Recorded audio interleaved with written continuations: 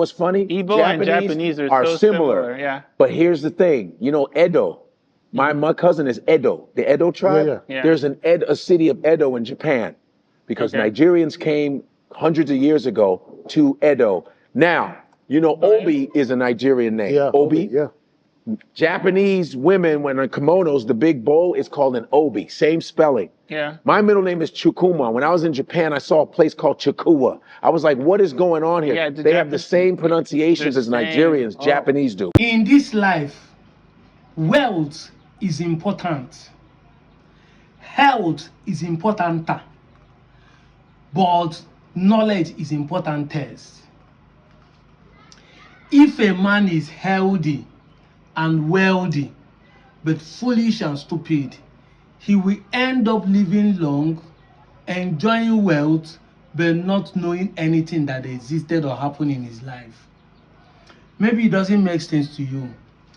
If an Iberibe person from childbirth live longer than everybody in the family and enjoy the wealth of the family, he will still end up without knowing that life has passed or he came through the life.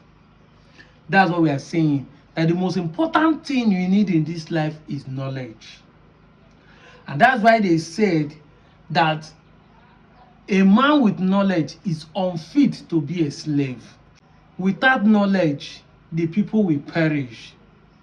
And we keep saying it, we'll keep repeating it, because they say repetition calls for emphasis. The reason why we perish in this country is because we don't have knowledge. And I've defined knowledge over and over. We said knowing to the edge, knowledge, knowing to the edge. To the degree you know, to that degree you have knowledge. If you have 100% degree knowledge on a particular thing, knowing that thing to the edge means the end of it, then you have 100% knowledge on that particular issue. English na mate. It is based on lack of knowledge that made us have what we call identity crisis in this Anioma region. I go lie for you. When elders and educated people don't know the difference between migration and ancestry, what do you expect? What do you expect? When people who are supposed to know the definition of words are now abusing it, no wonder they say that if things are not properly defined, abuse is inevitable. You don't know that the difference between migration and descendant. How will you now be able to know there's a difference between similarity and the same? The simplest English word that you learn in the primary school, what is similar and what is the same, you don't even know it. And you don't care to know. That is where the problem is. The greatest ignorant in the 21st century are not those who does not know how to read and write, but those who cannot comprehend what they read and write. Exactly. If you think you know something, and then you find out that there's an argument upon that, you are supposed to unlearn what you know, relearn and learn it again. You are supposed to unlearn and relearn. But no, it is then you start arguing blindly because hatred has blinded their eyes. It gives you their inability to understand. Knowledge supersedes wealth. Knowledge supersedes health. That is why we, the Anioma, have enough abundant wealth, but we are slaves because we lack knowledge. A man with knowledge is unfit to be a slave. We are slaves even in our own father's land, and yet the slave they want to release his chain are accusing people who have come to save them. The video I play, you can pause and play it again so that you understand what I'm trying to drive, where I'm going to. You hear them saying, the fact that we are similar to Igbo does not mean that we are Igbo. No, English was similar.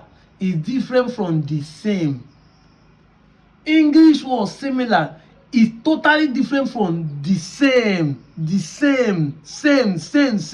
S-A-M-E. They are totally different with this other one. Let me define similar for you. When they say something is similar, look at the last word. Without identical. Without identical. Having the same resemblance, even the same quality and character, but not identical. But it tells you in the other one, having the same identity. Having the same identity. Now, so you will find it difficult to say, but it's not true. We don't have the same identity. How? That guy explained that Obi in Japan is similar to Obi in Nigeria, but they are not the same definition. They are not the same identity. Maybe you don't understand it.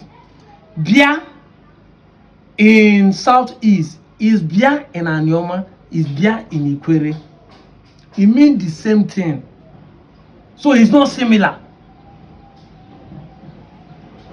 Eke or Aka is the same thing, whether in Southeast or in Anioma. Ane is the same thing, whether in Southeast or in Anioma. Remember that Southeast, the Central Igbo is not Igbo language. I think that's the first ever bigger problem we the Aniomas are having. And that's why I talk about knowledge. Because once you have knowledge, you'll be able to understand that dialect is not the same thing as Central Igbo. The Central Igbo they speak in that place are not their language. Their language are the dialect they speak in different of their clans and communities. Because Ongwa has his own tongue and dialect. Meanwhile, Nsukka has his own tongue and dialect. Agbo Ogugu has his own tongue and dialect. Owerri has his own tongue and dialect. Bolafo has his own tongue and dialect. Enugu Ezike has his own tongue and dialect. In Izi, they have their own tongue and dialect. Just the same way Okwani has his own tongue and dialect. Quite different from the Enuani that has his own tongue and dialect.